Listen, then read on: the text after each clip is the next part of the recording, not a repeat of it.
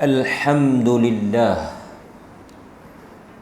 الحمد لله الذي أرسل رسوله بالهدى ودين الحق ليظهره على الدين كله ولو كره المشركون أشهد أن لا إله إلا الله وحده لا شريك له وأشهد أن محمدا عبده ورسوله اللهم صل وسلم على نبينا محمد وعلى آله وأصحابه ومن تبعهم بإحسان إلى يوم الدين أما بعد.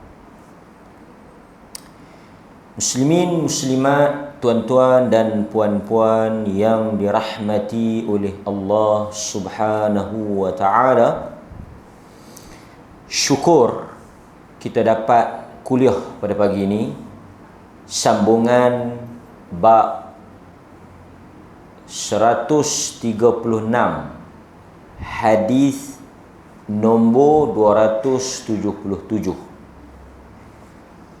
daripada Anas bin Malik radhiyallahu an. Kita tahu Anas ni khadim, pembantu pribadi, orang yang dekat, hampir rapat, dia duduk tinggal dengan Nabi, dihantar oleh ibunya Ummu Sulaim. Dia kata Anas bin Malik, antara sahabat yang umurnya panjang. Tapi ada satu penceramah kata umur dia sampai 250 tahun. Doa sakan 100 tahun lebih. Memang umur dia panjang, tak dinafikan. Dari sudut fakta umur panjang tu betul. Tapi dari sudut umur 250 tahun itu, tidak ada mana-mana riwayat sirah berkaitan dengan umur Anas sampai 250 tahun. 100 tahun lebih. Dan dikurniakan anak yang ramai dan harta yang banyak.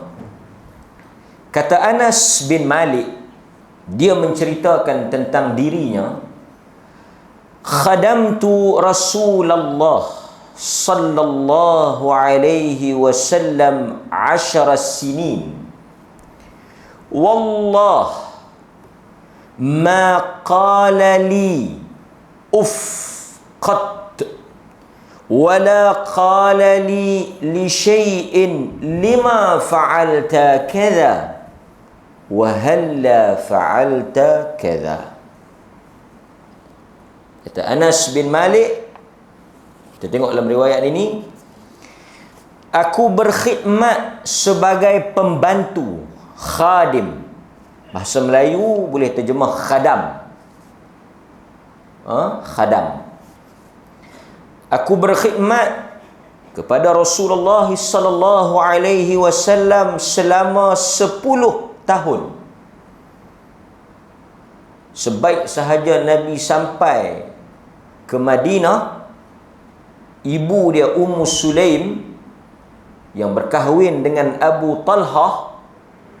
Kuliah yang lepas kita cerita pasal adik dia Abu Umair, Unais. Adik dia ni meninggal ketika kecil. Kan kita baca dalam kisah tu, adik dia ni meninggal ketika kecil. Kemudian suami kepada Ummu Sulaim, bapa tiri dia Abu Talhah, bapa dia Malik bin Nadar, bapa dia yang betul ni tak masuk Islam, bercerai dengan mak dia Ummu Sulaim. Ummu Sulaim kahwin dengan Abu Talhah. Kemudian Unais ni adik kepada Anas, anak kepada Abu Talhah ni, dia sakit. Kita baca yang Nabi melawak dengan dia, isu burung tu. Bila dia meninggal, Abu Talhah ni balik, Ummu Sulaim tak cerita. Kata anak dia meninggal. Dia layan suami dia, bagi makan, minum dan sebagainya, berhubungan suami isteri. Baru dia cerita. Dengan soalan yang sangat menarik. Ummu Sulaim radhiyallahu anha, dia tanya kepada Abu Talhah, dia kata, kalau orang beri barang kepada kita sebagai pinjaman dan orang tersebut minta balik, perlu tak kita bagi balik? Dia kias.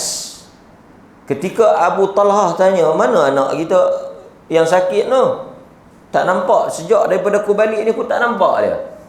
Dia kata, anak kita di dalam keadaan yang baik. Dia tauriah. Dia bukan nipu, tauriah. Dia macam berhelak. Dia kata, anak kita dalam keadaan yang baik. Baik tu maksudnya meninggal lah, dah baik lah. Sakit kemudian meninggal, baik. Dalam keadaan pemeliharaan Allah Azza wa Jalla. Kemudian dah dia bagi makan, dia sama dengan suami dia apa semua. Dia kata, perlu tak kita bagi barang yang orang pinjam? Hakikatnya apa yang milik kita ini adalah milik Allah. Sebab itu kita akan sebut inna lillahi wa inna ilaihi raji'un. Suami dia jawab, kita kena bagilah hak orang. Maka ketika itu baru dia mula cerita. Kata Ummu Sulaim, anak yang Allah beri pinjam kepada kita itu telah diambil balik oleh Allah Subhanahu wa ta'ala. Ini bukan benda kecil dan benda besar. Sehingga Nabi kata, sesiapa yang diambil anaknya ketika kecil, orang yang dia sayang, Allah Azza wa Jal akan tanya kepada malaikat, ketika engkau mengambil anak milik hamba-Ku, orang yang dia kasih dan dia sayang, bagaimana keadaan dia? Allah tanya, masa engkau ambil anak dia tu, dia macam mana? Malaikat kata, dia dalam keadaan redha dan sabar. Maka Allah kata, bagi dia syurga. Ujian yang berat, kehilangan orang yang disayangi, dikasihi, anak. Maka Allah kata, bagi dia syurga.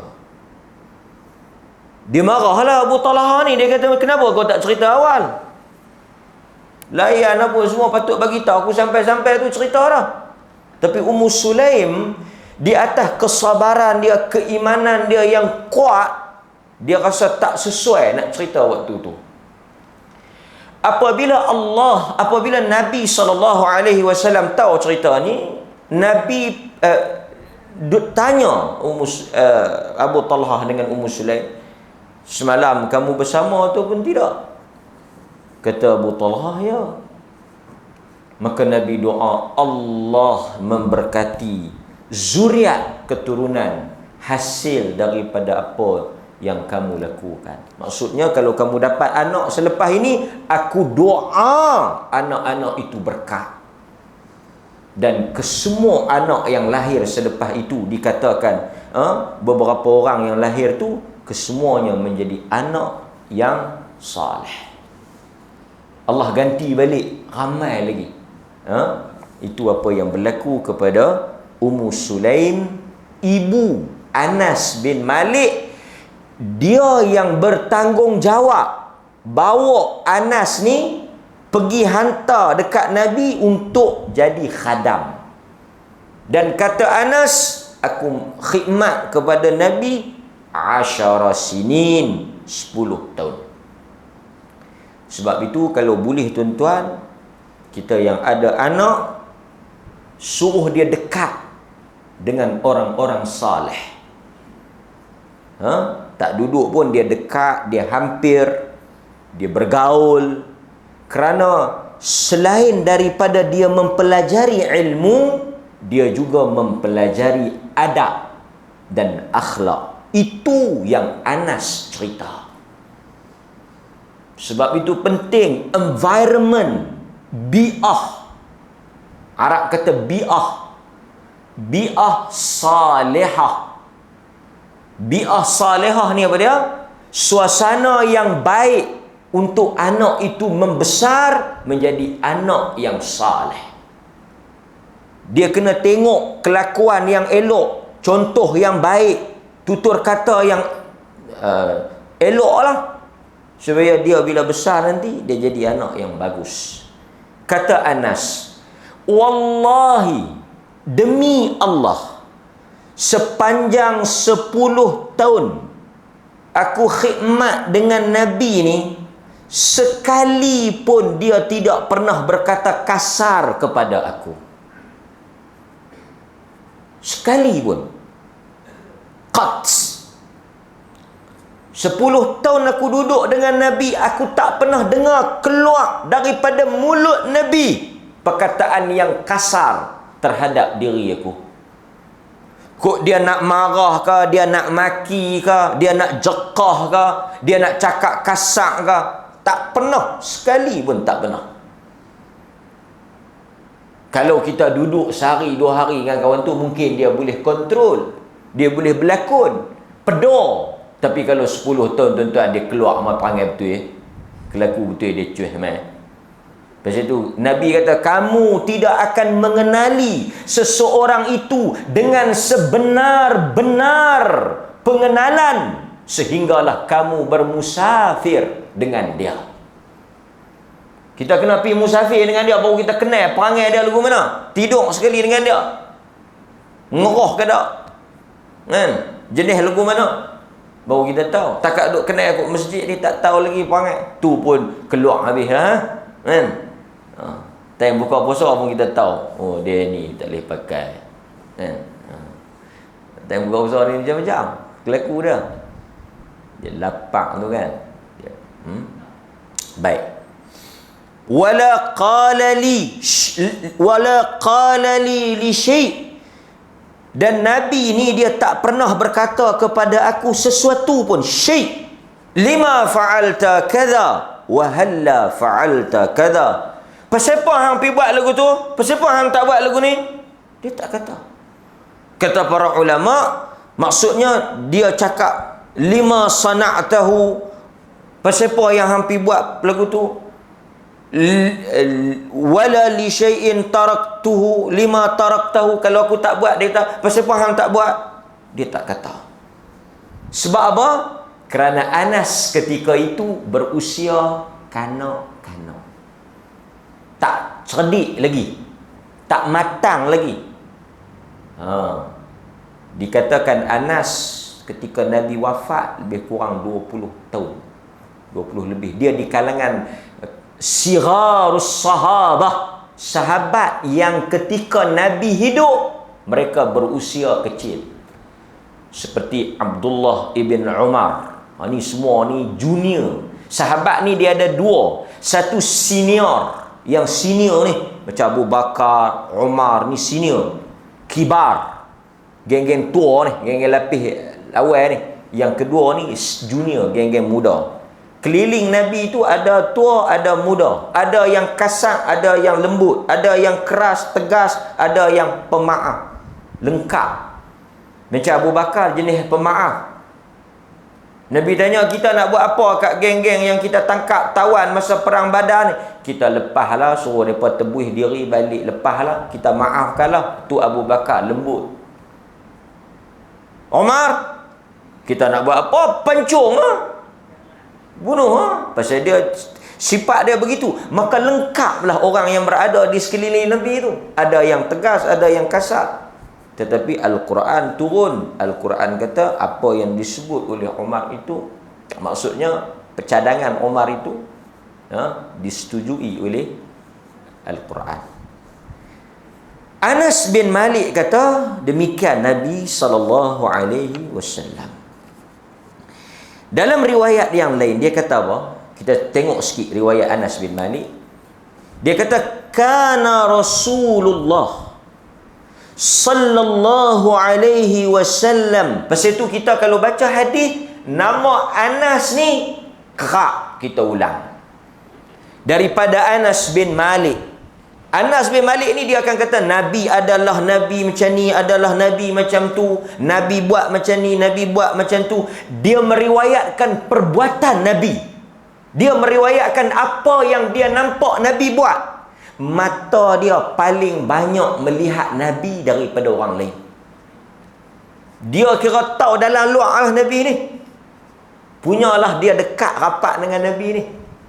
Dia kata kana Rasulullah sallallahu alaihi wasallam min ahsanin nasi khuluqa. Nabi ni adalah orang yang paling baik kelaku dia, perangai dia, akhlak dia, sikap dia, attitude dia. Allah. Aku duduk dengan dia, aku tahu. Lebih kurang macam itulah bahasa kita. Kan? Fa'arsalani yawman lihajah. Satu hari dia telah menghantar dan menyuruh aku melakukan satu tugas. Suruh pergi buat kerja lah. Faqultu wallah la adhhab. Aku kata dekat Nabi, demi Allah saya tak mau pergi. Wa fi nafsi an adhhaba lima amarani bihi Nabiullah sallallahu alaihi wasallam. Tapi sebenarnya aku nak pergilah, kan? Saja aku kata. Fa kharajtu hatta amurra ala sibyan. Aku pun keluarlah dan Nabi suruh. Nabi tak kata apa, dia tak mau pergi kan? Nabi tak kata apa, tapi akhirnya dia pergilah. Memang dia nak pergi pun. Dia kata aku pun keluar sehinggalah aku melintasi sibyan wahum yal'abuna fis-suq. Aku keluar on the way nak pergi buat kerja hak Nabi suruh tu, jumpa budak-budak duk main di pasar. Oh, ini sudah bagus. Kan? Fa idza Rasulullah sallallahu alaihi wasallam qad qabada biqafaya min wara'i. Kemudian aku pendekkan cerita, dia pun berhenti, dia pergi main dengan budak tu. Join budak tu. Pasal dia pun budak. Kan? Fa nazartu ilai. Lepas tu Nabi mai ni dia pegang leherku daripada belakang. Belakangku daripada belakang. Fa nazartu ilaihi wa huwa yadhaq. Kemudian Nabi SAW ni dia tengok, aku tengok dia ketawa. Kalau kita maka nampak pula ni. Main kan?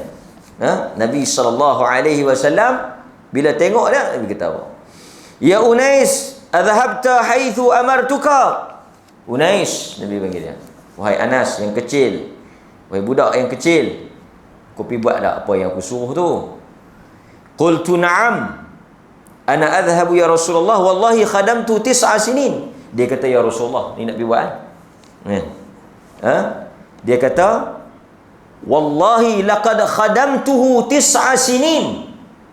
Dia kata aku khidmat dekat Nabi ni 9 tahun. Lebih kurang lah 9-10 kan. Dia kata apa? Ma alimtuhu. Dan aku tidaklah mengenali Nabi ni. Dia nak ceritalah. Apa sahaja yang aku buat, dia tak katalah li syai'in lima fa'alta kadha wa kadha. Pasipah hang buat macam ni, pasipah hang main macam ni, pasipah hang tak buat macam tu. Aw li syai'in taraktuhu, apa yang aku tak buat, pasipah hang tak buat itu. Dia tak marah. Dia menyantuni diriku sesuai dengan umurku dan juga tahap akal aku. Maksudnya dia tahu aku ni jenis budak-budak, panggil budak-budak, dia tak cengih lah. Dia tak marah kan? Sifat nak main, sifat cuai, sifat orang kata apa ni, budak-budak tu dia layan. Itu kata Anas bin Malik radhiyallahu anhu. Sebab itu hadirin mukminin, apabila kita membaca kisah Nabi, maka kita tak boleh menerima orang yang kasar dan keras kepada manusia. Tegas soal lain. Nabi tegas.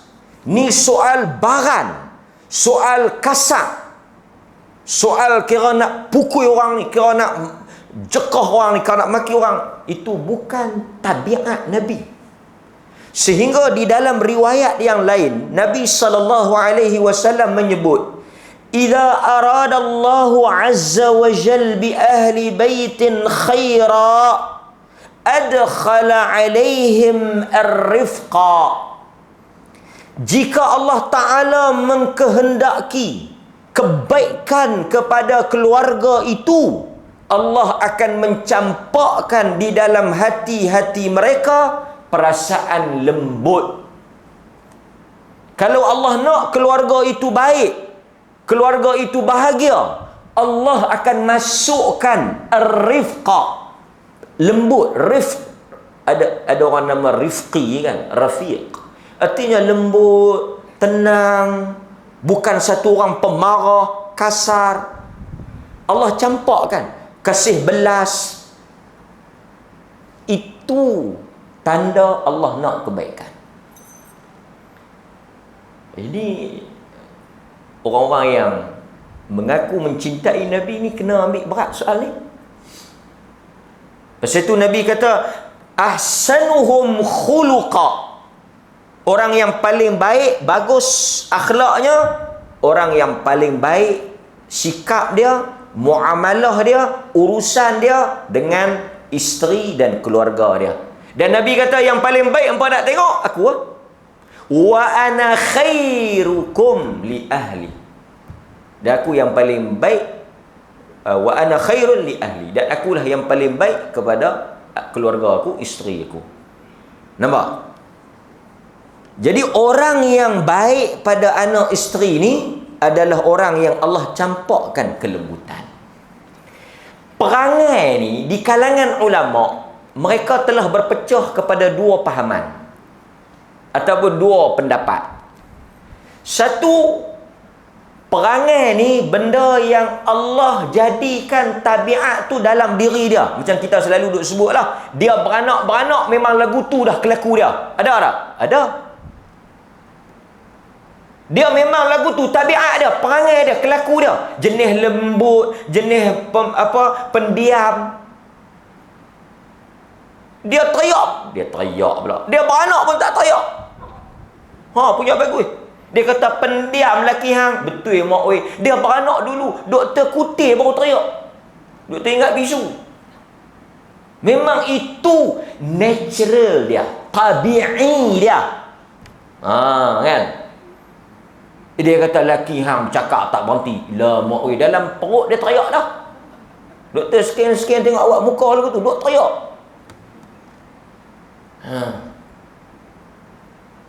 Ada orang yang jenis lagu tu, artinya dia tak ada effort. Orang putih kata dia tak payah duk buat teruk-teruk. Memang lagu tu dah perangai dah, pemalu, pendiam.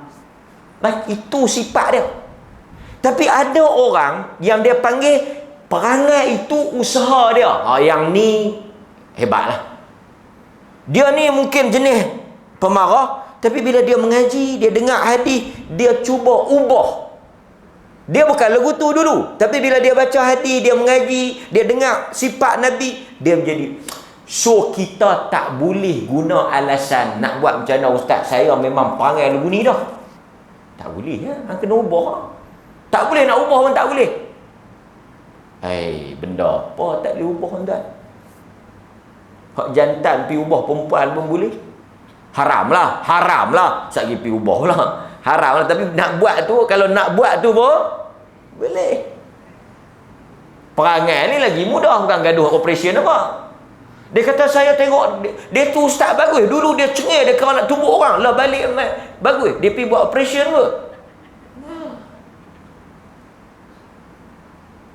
Tapi melalui tarbiyah, latihan, didikan, asuhan, ilmu. Sebab itu ilmu menjadikan kita lebih baik. Pasal itu tuan-tuan, bila mengaji, automatik akan tukar perangai tu. Itu kesan mengaji. Tapi kalau kesan mengaji, kuai lagi tak elok, kuai lagi buruk, memang tak ada berkat. Allahumma inni as'aluka ilman nafi'a. Ilmu yang bermanfaat. Macam mana nak tahu? Macam tu lah. Nampak? Okey. Hadirin mukminin. Jadi bila kita cakap di rumah, dalam kereta, jangan duk maki orang. Jangan duk mencarut. Pakai sekali anak kita akan belajar daripada mak bapak tu. Ini yang Nabi ajar. Dan kalau kita tengok satu lagi perangai Nabi yang kita nak kena ikut apa dia? Nabi ni sangat pemurah dalam soal mendoakan budak-budak. Pasal itu tuan-tuan, kalau kita ada cucu, ada anak kecil, jangan berat mulut nak doa. Tak payah tunggu ustaz, tak payah tunggu tok guru. Kita tu kediri doa. Antaranya kita tengok sikit beberapa doa. Antaranya doa Nabi kepada Anas. Baca doa. Orang kadang-kadang buat main kat kita ni, cikgu anak saya, pegang dia doa. Pegang budak tu doa.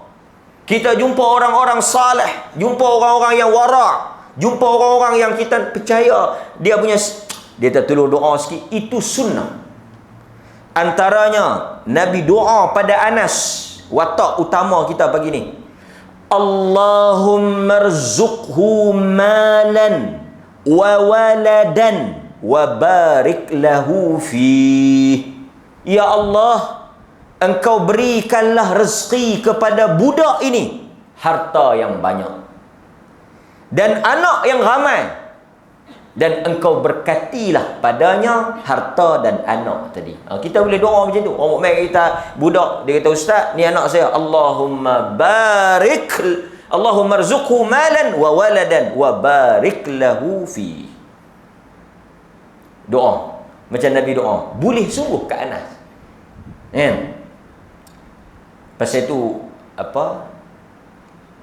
antara doa kita kat pengantin ni, bila kita pergi, semoga Allah berkat. Kita juga boleh sebut dekat dia, semoga Allah mengurniakan anak yang ramai, zuriat yang ramai, harta yang banyak. Paham menikah ni Allah Ta'ala murah rezeki empa, bagi anak yang ramai, yang saleh, yang berkat.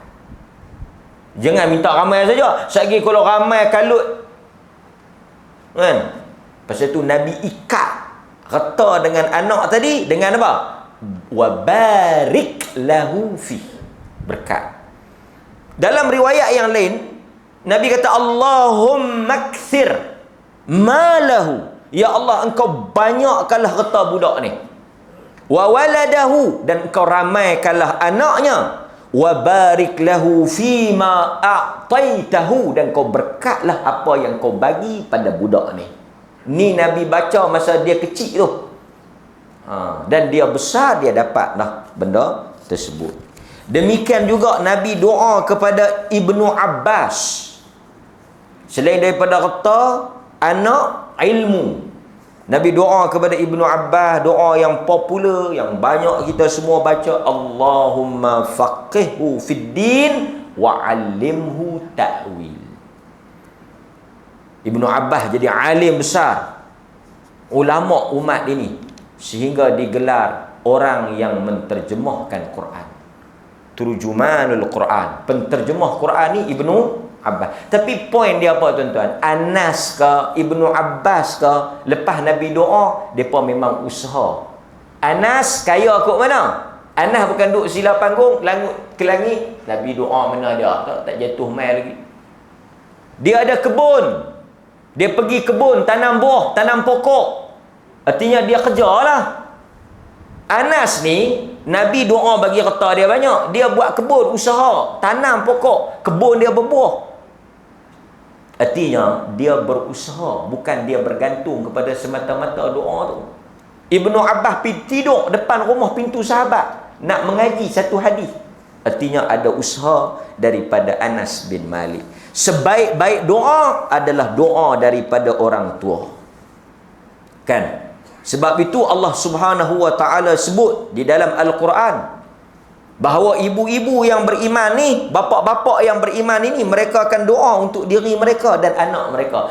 Doa yang paling masyhur, doa Ibrahim alaihissalam. Bisa dengar? Kita kadang-kadang lupa nak doa ni. Duk pergi mengadu kata anak dia tak gunalah, anak dia payahlah, anak dia apalah. Doa lah. Nabi Ibrahim tengok. Nabi yang paling banyak Tuhan rakam doa dia. Tuhan sebut doa dia. Doa Nabi Ibrahim alaihissalam. Pasal itu kita tak payah duk pergi cari doa-doa tak ketawa hala ni. Baca doa Nabi Ibrahim. Paling banyak doa Nabi Ibrahim. Quran cerita doa Nabi Ibrahim. Dia kata apa? Wa idh yarfa'u Ibrahimul qawa'ida minal baiti wa Ismail. Dan ingatlah ketika mana Nabi Ibrahim membina Kaabah dengan anaknya Ismail. Wa idh yarfa'u Ibrahimul qawa'id minal bait. Ketika Ibrahim bina Kaabah, angkat tu yang ada makam Ibrahim, tempat dia pijak tu, menunjukkan apa? Menunjukkan apa? Ibrahim tu rendah lah. Sampai nak kena ada batu tu yang naik. Mereka cerita Ibrahim tinggi menyayut. Kalau tinggi tak gaduh tu batu tu. Nak pijak. Makam Ibrahim. Tempat dia pijak, dia angkat batu dengan anak dia. Menunjukkan apa? Kita ni kena tarik anak kita. Ajak anak kita untuk terlibat sama dalam ibadat ni, kebaikan ni. Ibrahim tak buat seorang, dia ajak anak dia, Nabi Ismail. Lepas dah habis buat Kaabah tu, dah siap Kaabah tu, depa manusia pertama buat Kaabah, kira jasa besar. Selepas daripada itu kita duk pusing tu, Nabi Ibrahim punya asas. Depa angkat tangan, depa doa, dua-dua. Rabbana taqabbal minna innaka antas samiul alim. Ya Allah, ya Tuhan kami. Ni doa Nabi Ibrahim. Lepas buat Kaabah, kita pun lepas semayang, lepas puasa, lepas bayar zakat, lepas sedekah, lepas baca Quran, kita doa. Rabbana taqabbal minna innaka antas samiul alim. Ya Allah, ya Tuhan kami, terimalah amalan kami. Sesungguhnya Engkau Maha mendengar lagi Maha mengetahui. Kemudian apa doa Nabi Ibrahim? Takut no Nabi Ibrahim. Takut apa? Dia takut Tuhan tak terima. Buat penat dia. Pasal itu pagi raya kita kata apa? Raya ada 20 hari lagi. Dah habis 10 hari dah tuan-tuan. 10 hari dah habis dah. Sedang tak sedang habis dah 10 hari ni. Dah 20 hari je lagi nak tarawih. 20 hari lagi nak puasa. Bukan lama mana lagi dah. Tapi pastikan belah ni lagi ramai daripada belah sana. Kalau mai belah sana lagi ramai, belah ni lagi kurang, berat. Dia kata awal 10 tu belah ni berat, parking belah ni banyak. Dekat-dekat 10 dia parking belah ni belah banyak. Masjid ni dugaan banyak kan. Dia mai kot tu, singgah sini kan nak U-turn. Singgah sini dulu, sekali balik tarawih U-turn, tak apa. Kedai pun semua tutup sayur. Pagi raya kita kata apa? Sahabat kata apa? Sahabat bukan perkataan sahabat. Sahabat bila jumpa sahabat ni pagi raya 1 Syawal, dia kata apa? Lepas mayang raya jumpa, taqabbalallahu minna wa minkum. Antara perkara yang ditakuti, dirisaukan oleh sahabat Nabi apa dia? Taqabbalallahu minna. Allah terimalah amalan kami. Letih tuan-tuan, puasa lapang, penat, mangkit malam, mengantuk, lenguh, letih, tak boleh apa naya, tak tahu nak habaq. Kita duk syok habis puasa. Puh, aku tahu ni lengkap 30 hari tarawih, tak tinggal semalam pun. Itu baru satu fasa. Nampak? Baik. Hadirin mukminin, di dalam doa Nabi Ibrahim tadi dia ada sebut Rabbana waj'alna muslimaini laka wa min zurriyatina ummatan muslimatan lak. Ya Allah, jadikanlah aku dengan anak aku ni dan zuriat kami, cucu aku nanti, anak aku nanti, keturunan aku nanti, orang Islam. Nampak? Jadi kita dalam doa tu jangan lupa. Jangan kata, ya Allah ampunkan dosa aku. Tak sebut anak dia, tak sebut cucu dia, tak sebut zuriat dia. Sebut. Nampak? Allah sebut dalam Al-Quran, walladzina yaquluna rabbana hab lana min azwajina wa dhurriyyatina qurrata a'yun. Zuriat. Zuriat jangan lupa. Zuriat kita jangan lupa. Rabbana hab lana, wahai Tuhan Al-Wahhab, kurniakanlah kepada kami pasangan-pasangan, suami ke isteri. Kalau yang baca tu suami, isteri lah. Kalau isteri yang baca, suami lah. Dan zuriat yang menyejukkan hati kami. Nampak? Kemudian juga, nampak? Kita minta apa lagi? Selain daripada anak, bini, laki yang menyejukkan hati, menenangkan jiwa. Kita minta anak, isteri kita mendirikan salat. Rabbana Rabbi ja'alni muqimas salati wa min zurriyyati Rabbana taqabbal du'a. Surah Ibrahim ayat 40. Ya Allah, jadikanlah aku dan anak cucuku orang yang tetap mendirikan salat. Tu dia minta. Nabi Ibrahim minta apa?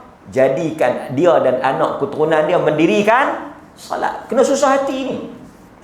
Kena susah hati. Baik. Nabi Ibrahim pun tak ada jaminan untuk keturunan dia mesti baik. Berikutnya tuan-tuan. Sikit lagi kita ambil. Okey. Di antara sikap dan akhlak Nabi, kalau kita tengok kata Anas bin Malik tadi, dia tak cakap kasar. Sebab itu dalam Al-Quran, dalam hadis, nabi-nabi dan juga orang-orang saleh, bila dia panggil anak dia, ni kita kena amal ni, dia akan panggil dengan panggilan yang elok. Cuba tengok Quran. Luqman, dia panggil apa anak dia? Menatang. Tak. Kita kan panggil anak. Dia panggil ya bunai. Ya bunai. Panggilan wahai anak. Panggil anak kita wahai kakak, adik, abang, wahai anak yang saleh. Sebut wahai anak yang saleh.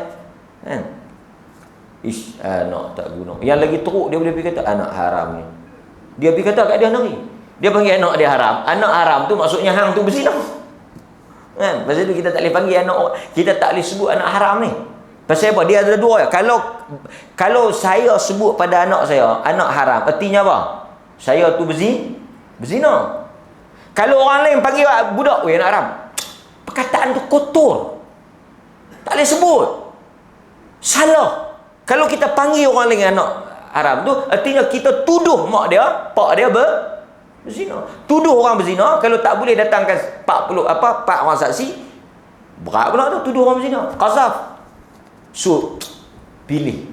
Geram macam mana pun kita jangan sebut dengan panggilan yang buruk. Hatta kita tengok apa dia ni, Nabi Nuh alaihi salam, anak dia yang lawan dia dikatakan nama Kan'an. Dia panggil apa? Anak dia lawan dia, tak naik kapal tu. Dia tak panggil perkataan yang tak elok. Quran rakamkan, ya bunai irkab ma'ana wala taku ma'al kafir. Naik dengan, wahai anakku, ya bunai, wahai anakku, main naik dengan kami. Tu dia panggil anak dia tu, main naik dengan kami, wahai anak aku. Dia tak kata wahai musuh Allah, wahai kafir. Dia tak panggil. Hang tenggelam lah. Tak. Dia sebut. Kita kadang-kadang sekali doa, 2 kali doa, kita kata anak ni memang tak jadi ustaz. Anak ni memang tak guna. Anak ni tak boleh buat apa dah. Anak ni buluh dah ustaz. Buluh apa, kita baru doa 2 kali, 3 kali. So demikian agama ajar kita. Semua ni dia duduk di mana? Dia duduk pada jiwa mukmin. Jiwa mukmin ni, tuan-tuan, saya nak sebut. Output, benda yang keluar, kilang, kalau kilang berah, dia akan produce produk berasaskan berah. Kalau kilang ikan, dia akan produce, keluarkan barang berdasarkan kilang ni, dia akan keluarkan barang apa yang ada dalam kilang tu. Kilang apa? Kilang tu kilang apa? Kilang ikan. Dia buat apa? Dia buat gelang mah. Yang ni pelik. Ni saya nak bagi tuan-tuan faham ni. Contoh ni nak bagi faham. Kilang tu kilang apa? Kilang ikan. Dia buat keluar apa? Kopok lekor. Betul. Apa makna saya? Tuan-tuan ingat. Maksud saya, benda yang keluar daripada mulut kita, apa yang ada dalaman kita. Output itu berdasarkan input. Kalau masuk benda yang cantik, masuk benda yang wangi, masuk benda yang elok, dia akan keluar pun elok, dia akan keluar pun wangi. Tapi kalau masuk tu dah kotor, dah sampah dah, dia akan keluar pun macam tu lah. Pasal itu Nabi jiwanya jiwa yang besar, jiwa yang indah, jiwa yang cantik, jiwa yang bersih, hati yang... Pasal itu Nabi kata, dalam hati manusia ni ada seketul daging. Kalau baik-baiklah mulut dia, baiklah telinga dia, baiklah mata dia, baiklah tangan dia, baiklah kaki dia. Tapi kalau buruk tu, buruk habis mulut dia, buruk habis mata dia, kaki dia. Apa dia? Jantung hati iman dia. Jadi tuan-tuan, setakat itu dahulu huraian hadis kita. Marilah sama-sama kita mempelajari akhlak Nabi daripada Anas bin Malik. Wassallallahu ala nabiyyina Muhammad wa ala alihi wa sahbihi wasallam walhamdulillahi rabbil alamin. Wassalamualaikum warahmatullahi wabarakatuh.